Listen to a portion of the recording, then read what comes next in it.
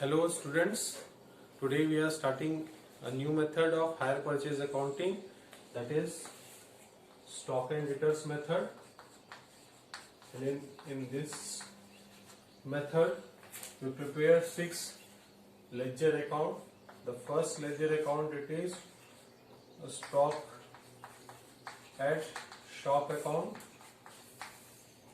or shop stock account.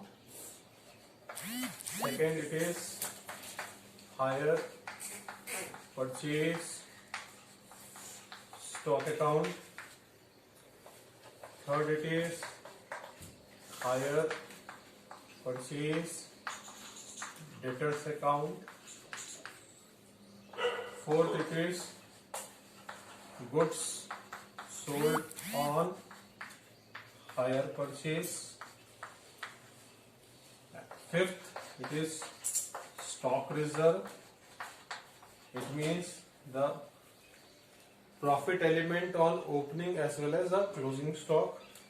And last list is, in order to know the profit, we prepare hire purchase adjustment account. So through this 6 ledger account will be ascertaining the amount of profit which is earned by the hire seller during a particular accounting period. This method is used when the hire seller is selling a small value of the goods and the frequency of sale of these goods are high. It is sold at a particular accounting year between the 12 months. So here what we have to understand, when this method is applicable only when the hire seller is selling a small value of the goods. The value of the goods is very small, like 10,000, 15,000 to 20,000, and the frequency of the sale is very high, means it is sold throughout the year. In the first step, the hire purchaser purchases the goods which are to be sold under hire purchase system. So that purchases is transferred to stock at shop account. If you want to pass the journal entry, we can pass it. That is the first journal entry. It is purchases which transferred to shop stock account or stock at shop account. So the entry will be stock at shop account debit to purchases account. That is the first entry of when the hire seller is purchasing the goods, and the hire seller is purchasing the goods which are to be sold under hire purchase system. So it is kept at the premises. So we are transferring that amount of purchases to the shop stock account. Second entry, it is when it has purchases, then it automatically the hire seller will sell these goods which are purchased for hire purchase system. Then the second entry will be goods sold on hire purchase account debit to stock at shop account. And the main difference between the previous method and this method is that earlier the goods were recorded by the hire seller at cash price, but in this method the goods which are sold under hire purchase system are recorded at hire purchase price. Means it includes the amount of interest or it includes the amount of profit. Then the bifurcation of that particular profit element and cost element is done with the next entry. So the next entry, the stock at shop account to hire purchase adjustment account. So being goods sold on hire purchase system. So here when the goods are being sold, we are selling at profit, so there will be two elements when we are selling the goods on hire purchase, that is, first is the cost element, that is the amount of purchases which has been transferred to it has been transferred to shop at stock account. Second, it is the profit element. The profit element is transferred to hire purchase adjustment account. So here we will bifurcate. First is the cost element and second is the profit element. The third entry, whenever we are selling the goods on hire purchase, it is treated as a hire purchase stock. So hire purchase stocks means total amount of goods which are sold under hire purchase system.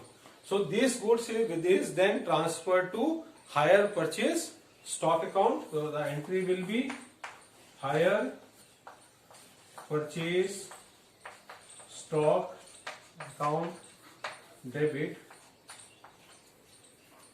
to goods sold on hire purchase account.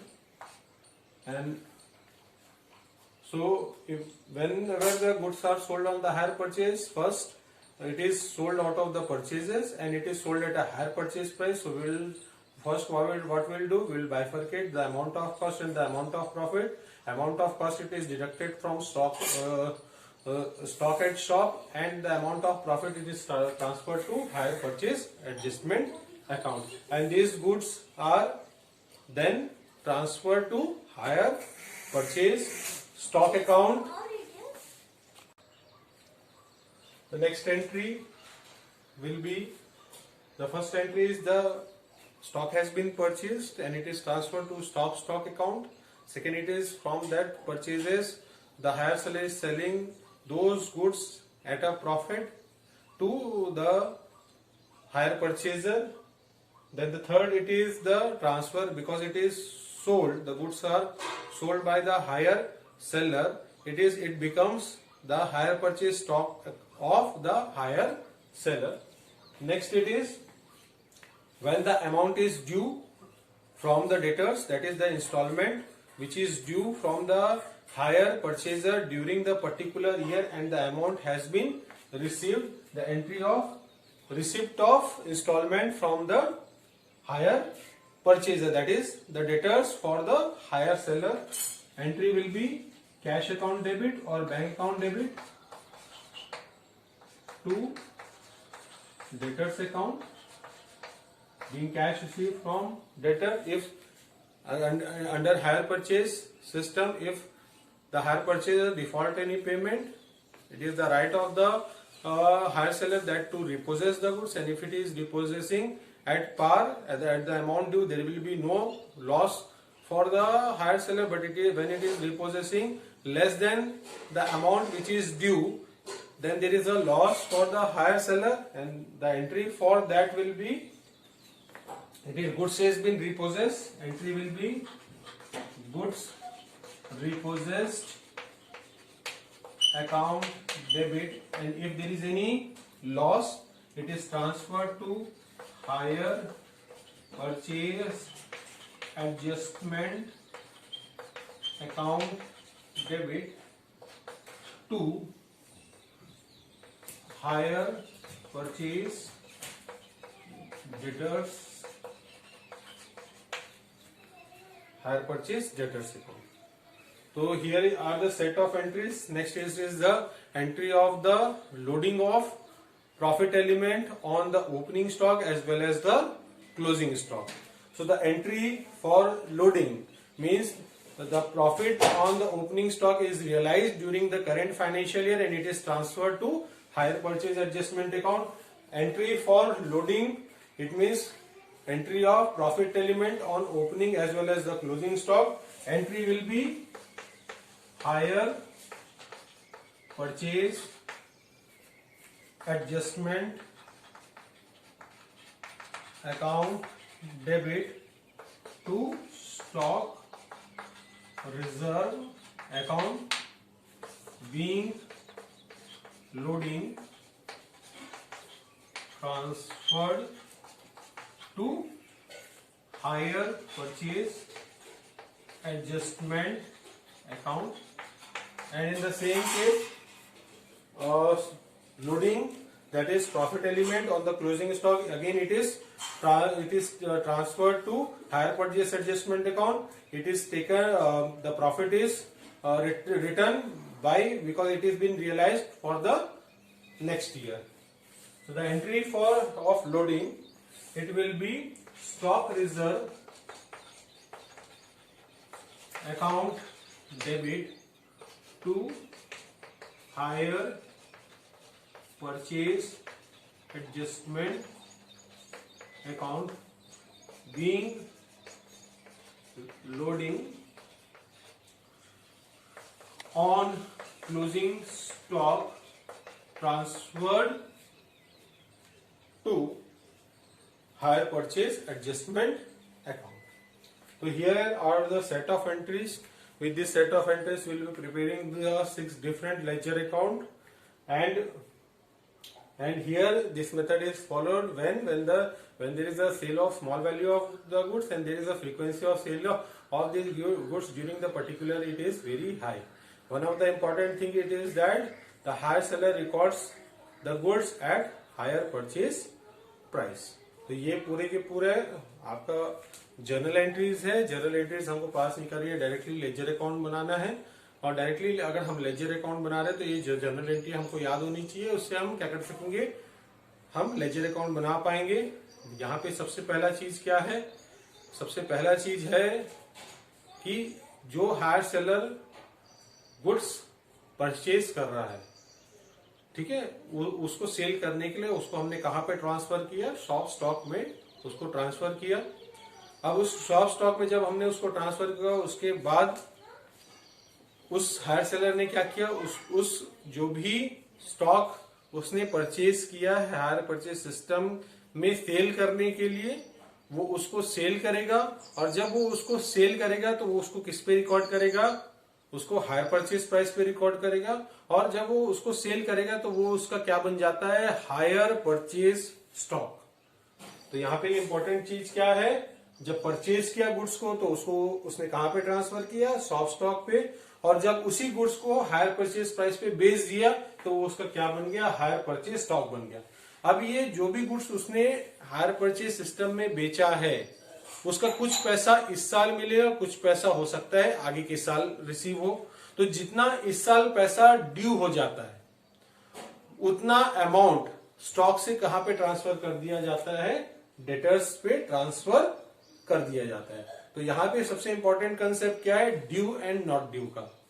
अगर amount due हो चुका है तो जो भी stock है वो क्या बन जाता है, डेटर्स बन जाता है, और amount is to be realize. But अगर यहां पे जो भी स्टॉक हायर परचेज सिस्टम में बेचा है, जिसका अमाउंट इस साल ड्यू नहीं होता है, जिसका पैसा इस साल रिकवर नहीं करना है, वो क्या बन जाता है, वो रहता है हायर परचेज स्टॉक ही रहता है. Next it is the stock reserve. Stock reserve it is the amount of profit on the opening and closing stock. यहाँ पे प्रॉफिट क्यों है, क्योंकि यहाँ पे ऑटोमेटिकली जब गुड सेल हो रहा है तो हायर परचेज पे सेल हो रहा है, और हायर परचेज प्राइस पे जब सेल होता है तो ऑटोमेटिकली उसमें प्रॉफिट एलिमेंट इंक्लूड होता है. And in order to know the profit, क्योंकि यहाँ पे ये मेथड क्यों फॉलो हो रहा है, ये मेथड इसलिए फॉलो हो रहा है क्योंकि हमें ये पता चल सके पर्टिकुलर फाइनेंशियल ईयर में थ्रू हायर परचेज सिस्टम जितना भी सेल हुआ है उस पे जो हायर सेलर है वो कितना प्रॉफिट अर्न करना है. तो वो कहां से पता चलेगा हमको, हायर परचेज एडजस्टमेंट अकाउंट से हमको पता चलेगा. अब हम स्टार्ट करते हैं क्वेश्चन सॉल्व करने के लिए. तो इस आज के जो क्वेश्चन है उसकी लिंक आपको डिस्क्रिप्शन बॉक्स में दी गई है. आपको उस क्वेश्चन को पढ़ना है, डाउनलोड करके पढ़ना है, और फिर आप समझ पाओगे कि भाई ये पर्टिकुलर पूरा का पूरा सिस्टम कैसे फॉलो होता है और प्रॉफिट कैसे एजर्टेन होता है. तो ये एक बहुत ही अलग मेथड है, आपको बहुत ही केयरफुली इसको समझना है, तभी ये इसका क्वेश्चन आपको सॉल्व हो पाएगा. अब हम स्टार्ट करते हैं क्वेश्चन सॉल्व करने के लिए. तो higher purchase stock and debtors का पहला क्वेश्चन में दिया हुआ है, Vikram and company started a hire purchase department on April 1, 2018. Goods are sold on hire purchase at cost plus 25%. और दो फाइनेंशियल ईयर का इंफॉर्मेशन दिया हुआ है।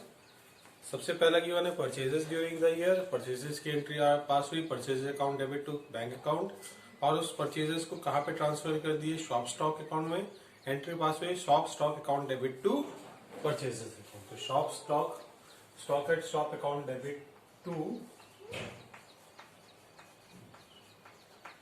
Purchases account and amount of purchases question में कितना दिया हुआ है, it is 1 lakh rupees.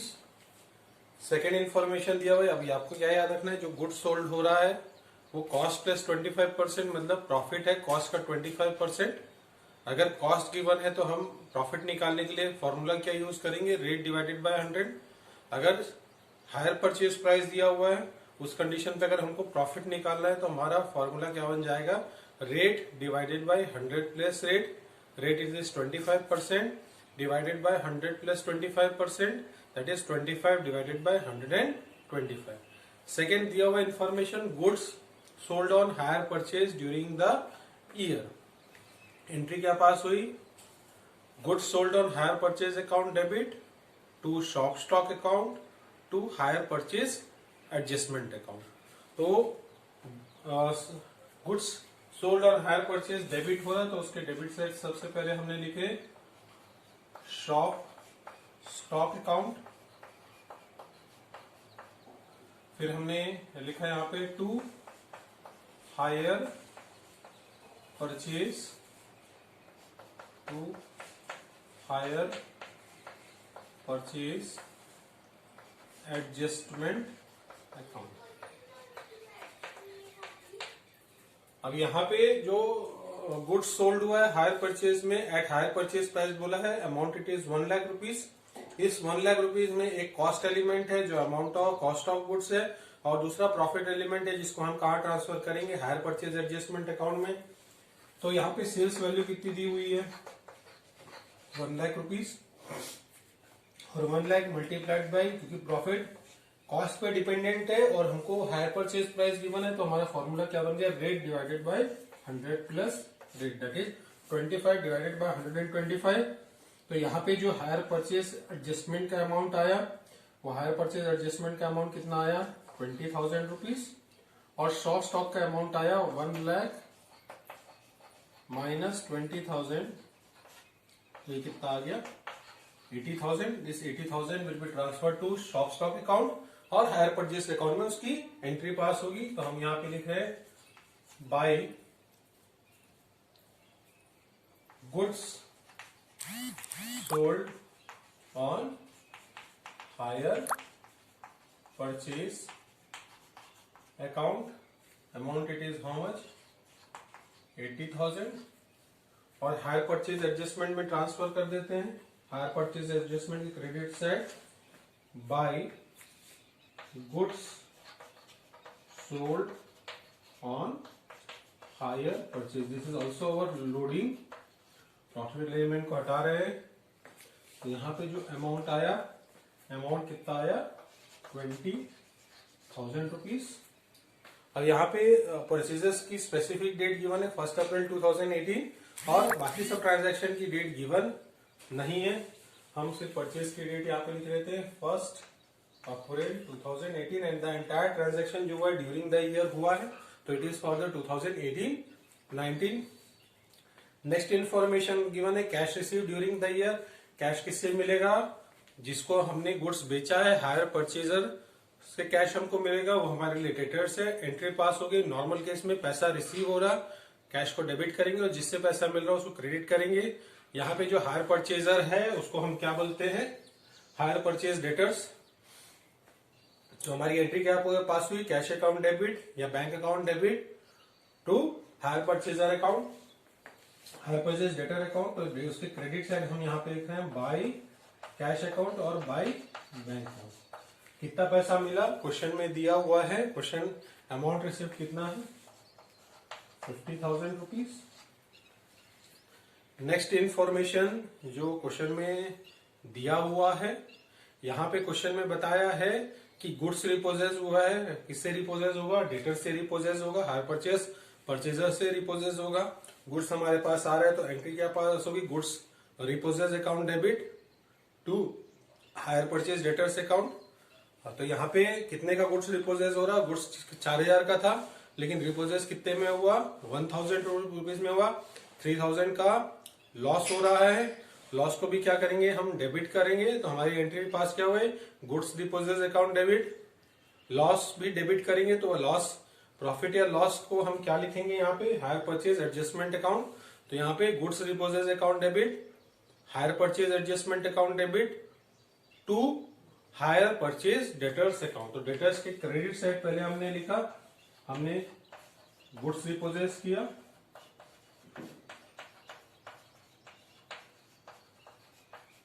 Goods repossess किया कितने में?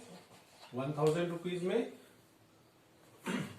और उससे हायर परचेजर से लेना था 4000 रुपीज, लेकिन गुड्स की जो वैल्यू आई वो 1000 रुपीज आई, तो remaining 3000 it is lost for hire seller. Again वो लॉस को कहां ट्रांसफर कर देंगे? हायर परचेज एडजस्टमेंट अकाउंट में।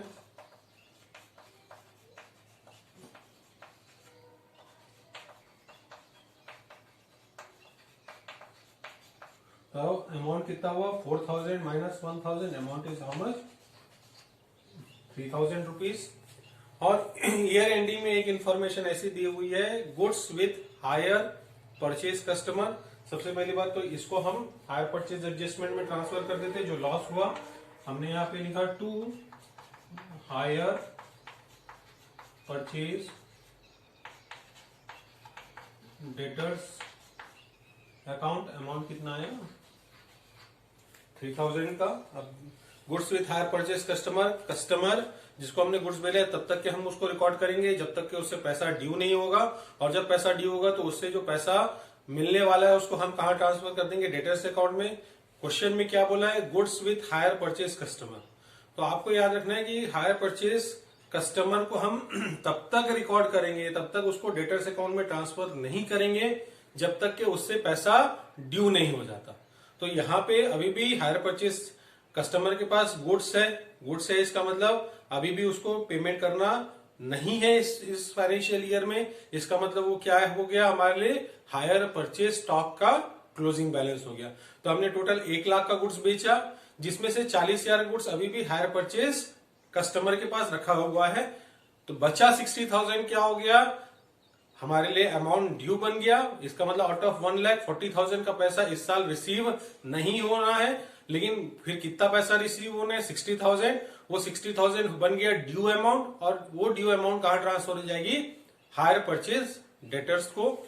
एंट्री पास होगी hire purchase debtors account debit to hire purchase stock account. तो स्टॉक अकाउंट में हम सबसे पहली बात तो यहां पे लिख दे रहे हैं by hire purchaser debtors account. हमने एक एंट्री यहाँ पे पास नहीं की, that is goods sold on hire purchase है, तो उसको कहां पे ट्रांसफर करना है? हायर परचेज स्टॉक अकाउंट में।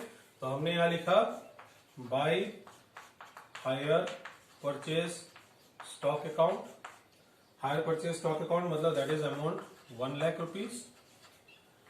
इस 1 लाख को हायर परचेज स्टॉक अकाउंट में ट्रांसफर कर देते हैं। तो हायर परचेज स्टॉक मतलब क्या है? यहाँ पे जितना भी गुड्स हायर परचेज में बेचा गया है वो क्या बन जाता है? Hire purchase stock. उसमें से जितना अमाउंट इस साल ड्यू होता है तो हायर परचेज स्टॉक से उतना ही अमाउंट कहां पे ट्रांसफर कर देते हैं? हम हायर परचेज डेटर्स में। और बचा अमाउंट को हम एज इट इज रखते हैं, क्योंकि उसका पैसा इस साल रिसीव नहीं होना है, ड्यू नहीं होना है, तो वो एज इट इज क्या रहेगा? हायर परचेज स्टॉक ही रहेगा, और वो स्टॉक किसके पास रहेगा? कस्टमर के पास रहेगा। तो हम यहाँ पे लिख रहे हैं to goods sold on hire purchase account, the amount is how much? Amount it is equal to 1 lakh. Next हमारा क्लोजिंग बैलेंस गिवन है हायर परचेज स्टॉक का। तो क्या है? गुड्स कस्टमर के पास है, अमाउंट ड्यू नहीं हुआ है, इसका यही मतलब है। और वो क्या बनेगा? Closing value of hire purchase stock. तो हम यहां पे लिख रहे हैं बाई बैलेंस कैरिड डाउन। और वो बैलेंस कितना गिवन है क्वेश्चन में? क्वेश्चन में गिवन है it is how much? 40,000।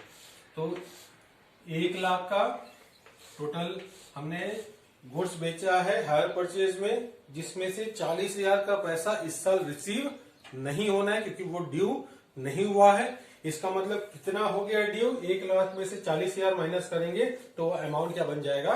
Due बन जाएगा। तो इट इज 1 लाख माइनस 40,000। तो amount due in current financial year it is how much? 60,000 rupees. और इस आउट ऑफ दिस 60,000 31 मार्च 2019 को out of this 60,000 which is to be receive from debtors cash मिल गया 50,000 का। 1,000 रुपए में हमने गुड्स से पोजेस किया और उसपे लॉस हुआ 3,000 का। बचा ड्यू हो चुका है बट अभी भी वो पैसा मिला नहीं है। लेकिन मिला नहीं है इसका मतलब हमने उसके गुड्स को रिपोजेस किया, ऐसा दिया हुआ भी नहीं है। तो हम सबसे पहले यहां लिख लेते हैं to hire purchase stock account. Amount it is how much? 60,000। इस 60,000 रुपए में से 50,000 रुपए का पैसा मिल गया।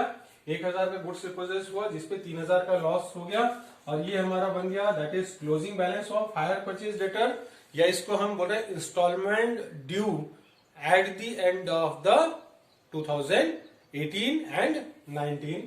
तो यहां पे लिख रहे हैं या आप लिख सकते हो instalment due. Again you can write closing balance. तो ये क्लोजिंग बैलेंस कितना आया? 60,000 minus 50 10,000। 10 minus 1 9, 9 minus 3 it is equal to how much? 6,000। Next it is there is a closing balance of hire purchase stock. ये पैसा अभी मिलना नहीं है मुझे, ये फ्यूचर डेट में मिलेगा, लेकिन इस पे कहीं ना कहीं एक प्रॉफिट एलिमेंट ऑलरेडी इंक्लूडेड है तो हम उसका लोडिंग कैलकुलेट करेंगे।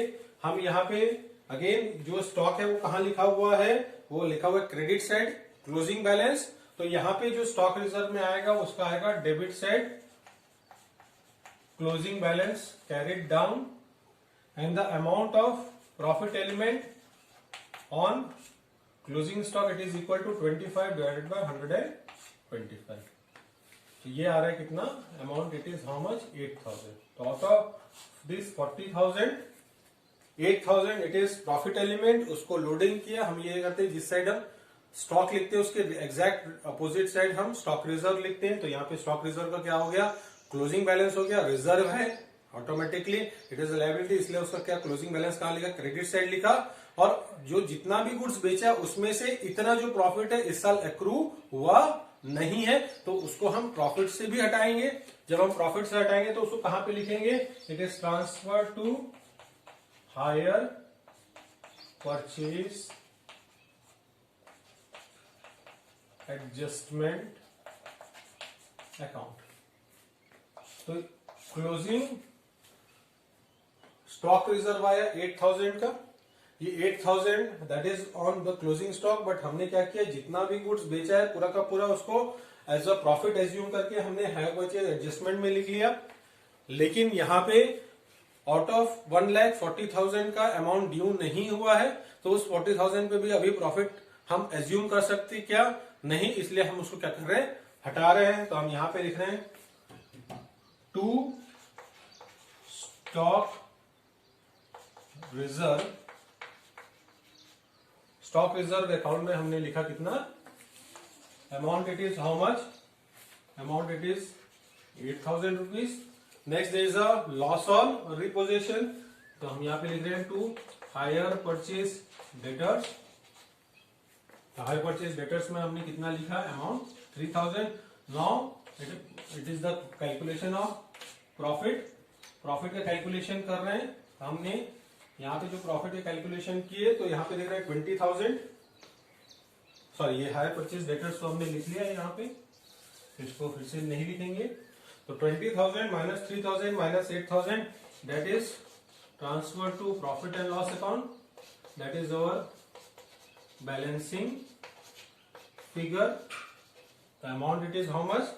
11,000। तो ड्यूरिंग द फाइनेंशियल ईयर 2018-19 जितना भी उसने गुड्स सोल्ड किया है हायर परचेज में उस साल जितना भी प्रॉफिट एक्रू हुआ है और profit which is transferred to the profit and loss account, it is amount it is equal to how much, 11,000. Next 2019-20 की फाइनेंशियल इंफॉर्मेशन भी गिवन है. अब हमको याद रखना है कि 2018-19 का क्लोजिंग सबसे पहले it will B opening for the next year.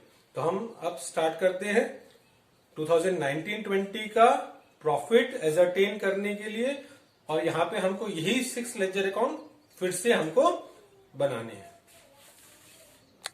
Start करते हैं 2019-20 का प्रॉफिट एजरटेनमेंट के लिए. सबसे पहले हम क्या करते हैं, 2018-19 का जो क्लोजिंग होगा वो 2019-20 का ओपनिंग बनेगा. सबसे पहली बात तो स्टॉक रिजर्व, उसका वैल्यू क्लोजिंग वैल्यू था एज ऑन 31 मार्च 2019. तो ओपनिंग हम लिख रहे हैं 1/4/2019 by balance brought down. Stock reserve का अमाउंट कितना था, 8,000 रुपीज. डेटर्स, इसका भी क्लोजिंग वैल्यू था, that is instalment due. Instalment due का अमाउंट था, it is how much, 6,000 rupees. And third, hire purchase stock का क्लोजिंग वैल्यू था 40,000. यहां पे हम उसका ओपनिंग वैल्यू लिख रहे हैं 2 balance brought down how much, 40,000 as on 1/4/2019. सबसे पहले हम क्या करेंगे, ये जो ओपनिंग स्टॉक का जो प्रॉफिट है उसको हम कहा ट्रांसफर कर देंगे. It will be realize in it is assume that it is realize in the current financial year of 2019. So it is as it is transferred to hire purchase adjustment account. तो हम क्या करेंगे, ये जो opening stock reserve है वो हम ये एज्यूम करेंगे कि इस साल जो गुड्स सोल्ड ऑलरेडी हो चुका है पिछले साल, उसका जो प्रॉफिट एलिमेंट है इस साल पूरा का पूरा इंस्टॉलमेंट ड्यू होगा और पूरा का पूरा वो प्रॉफिट क्या होगा, हमको एक्रू हो जाएगा, मिल जाएगा. तो हम एज इट इज उसको क्या कर दे रहे हैं, सबसे पहले ट्रांसफर कर रहे हैं हायर परचेज एडजस्टमेंट अकाउंट में. तो हमने यहाँ पे लिखा by stock reserve, that is profit element on opening stock. Amount कितना आ गया, 8,000 रुपीज. अब हम स्टार्ट करते हैं करेंट फाइनेंशियल ईयर का जो इन्फॉर्मेशन 19-20 का दिया हुआ है. फिर से आपको बता दिया है, goods sold on hire purchase given है 1,50,000. तो हमारी एंट्री क्या पास होगी, goods sold on hire purchase account debit to shop stock account to hire purchase adjustment account. तो हम यहां पे लिख रहे हैं टू शॉप स्टॉक अकाउंट या स्टॉक एट शॉप अकाउंट, और दूसरा लिख रहे हैं हायर परचेज एडजस्टमेंट अकाउंट. अब यहाँ पे जब हम हायर परचेज एडजस्टमेंट अकाउंट लग रहे हैं तो यहाँ पे सबसे पहले हम क्या कैलकुलेट करेंगे, प्रॉफिट एलिमेंट.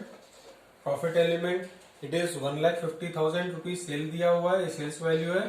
प्रॉफिट निकालने के लिए हमारा फॉर्मूला क्या बनेगा, rate divided by 100 plus rate. तो 25 डिवाइडेड बाय 125.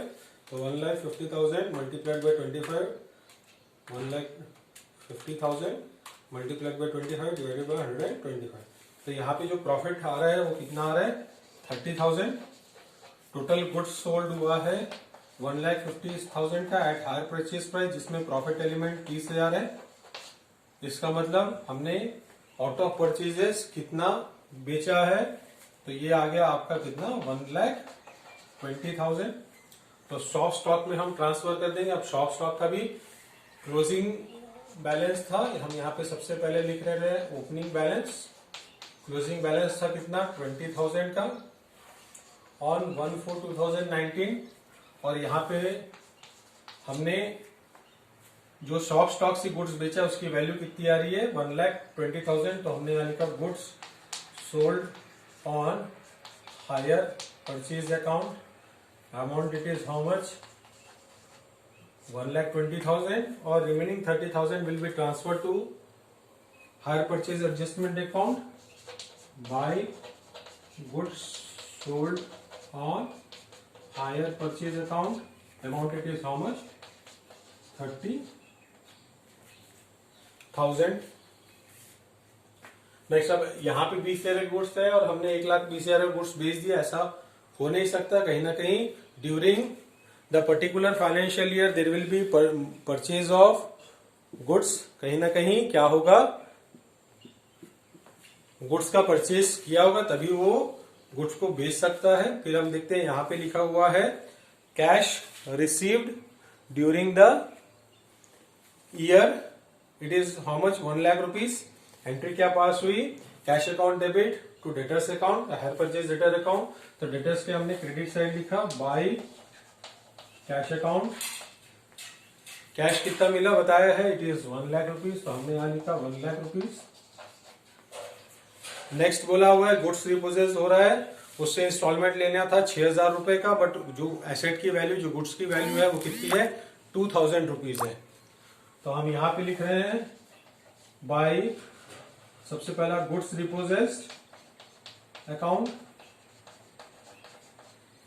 कितने में रिपोजेस किया हमने, 6,000 रुपए लेना था, लेकिन वो गुड्स की वैल्यू, मार्केट वैल्यू कितनी है, सिर्फ 2,000 रुपए है। तो जिससे क्या हो गया, लॉस हो गया। लॉस को कहां ट्रांसफर कर दिए, हायर परचेज एडजस्टमेंट अकाउंट में। तो loss amount it is how much 6,000 minus 2,000, तो amount it is how much 4,000। अब ये हायर लॉस हो रहा है, इसको हम हायर परचेज एडजस्टमेंट अकाउंट में ट्रांसफर कर देते हैं, hire purchase debtors account, amount it is how much 4,000 rupees. Next देखते हैं क्या किया हुआ है, instalment due on 31 March 2020, instalment due but not yet received. तो हम यहां लिख लेते हैं बाय इंस्टॉलमेंट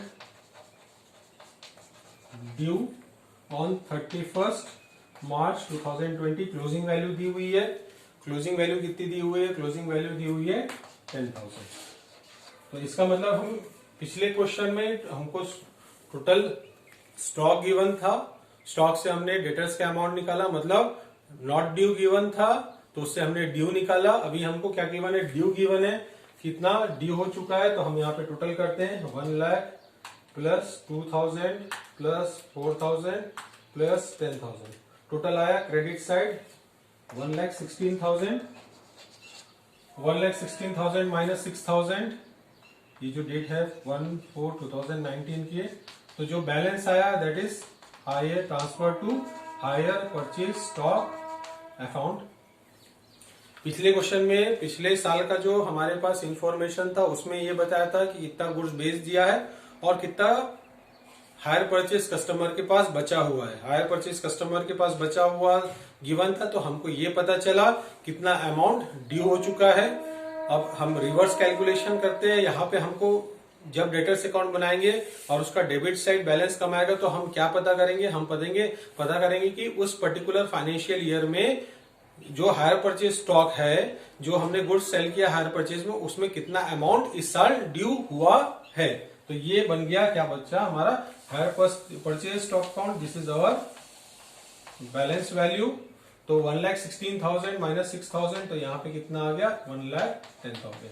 इसका मतलब जितना भी गुड्स हायर परचेज कस्टमर के पास रखा हुआ है at the opening and during the year, उसमें से 1,10,000 का जो अमाउंट है वो कस्टमर से हमको लेना है। उतना अमाउंट क्या बच गया, उतना अमाउंट बन गया अमाउंट ड्यू। तो ये आ गया 1,16,000।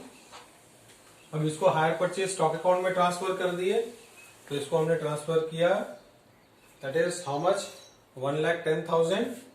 तो हम इसको लिख रहे हैं by hire purchase debtors account, amount कितना आया 1,10,000। नेक्स्ट ये जो गुड्स सोल्ड हुआ है it is also transfer to hire purchase stock account, that is how much 1,50,000।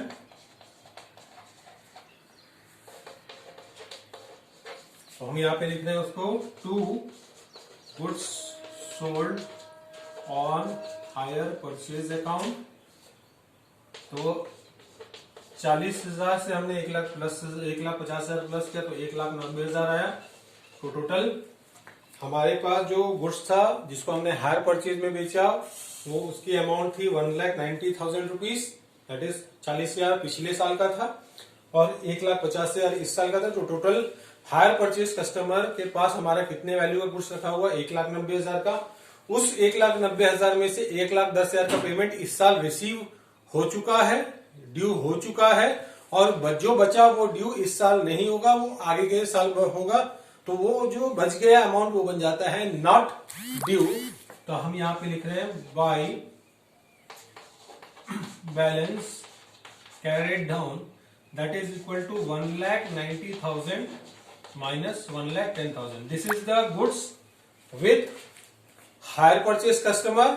और यहां पे जितना भी goods 80,000 goods hire purchase customer के पास है उसमें से 1,10,000 का पैसा मिल चुका है और 1,90,000 में से 1,10,000 का जो बचा अमाउंट है 80,000 that is still with the higher purchase customer, और वो हायर परचेज कस्टमर के पास है और उसे पैसा इसलिए नहीं देना है क्योंकि वो अमाउंट ड्यू नहीं हुआ है।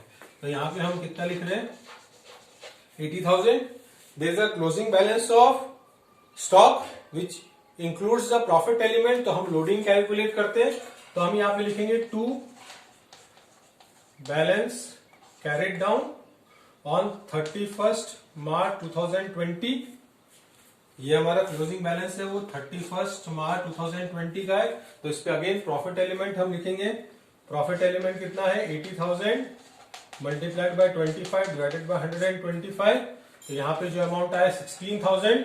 तो टोटल जितना भी गुड्स सोल्ड किया उसमें से 16,000 का जो प्रॉफिट है वो इस साल एक्रू नहीं हुआ है, तो उसको हम हायर परचेज एडजस्टमेंट अकाउंट से हटाएंगे और इसको हम कहां ट्रांसफर कर देंगे, by hire purchase adjustment account. Amount it is how much 16,000। तो ये आगे 24,000 and 24,000 it is transfer to hire purchase adjustment account. तो हमने यहां लिखा to stock reserve that is profit element on closing stock which is not realized, which is not accrued in this particular year। तो हम यहां पे लिख रहे हैं कितना 16,000 रुपए। फिर हम यहां पे कैलकुलेट कर सकते हैं कि ड्यूरिंग द पर्टिकुलर ईयर कितना प्रॉफिट अर्न किया है। To P&L account that is your balance amount. तो it is closing balance it is 38,000, मतलब credit side total it is 38,000 minus 20,000। तो current year the profit on hire purchase that is profit on sale on hire purchase system it is how much 18,000 rupees. Hire purchase adjustment account close हो गया, debtors account close हो गया, stock reserve close हो गया, higher purchase stock account close हो गया, goods sold on hire purchase close हो गया। अब हम क्लोज करते हैं सबसे लास्ट में स्टॉक एट शॉप या शॉप स्टॉक अकाउंट। तो यहाँ पे हम 31st मार्च दिया हुआ है, stock on hand eight shop it is 30,000 that is a closing balance. तो हम यहाँ पे लिख रहे हैं balance carried down amount it is how much 30,000 total 1,50,000। तो 20,000 का ओपनिंग स्टॉक था, उसमें हमने कुछ अमाउंट परचेज किया है जिसमें से हमने सेल्स किया 1,20,000 का और क्लोजिंग स्टॉक हमारा 30,000 का है। डेबिट साइड जो हमारा बैलेंस आया that is the balance as purchases. Balance amount कितना आया 1,50,000 minus 20,000 that is equal to 1,30,000। तो during the year goods of worth rupees 1,30,000 has been purchased and it has been purchased for sale under hire purchase system. So this is the close of your necessary account as attainment of profit for 2019 and 20। आज के class के लिए इतना ही। Next class में हम next question solve करते हैं। Thank you.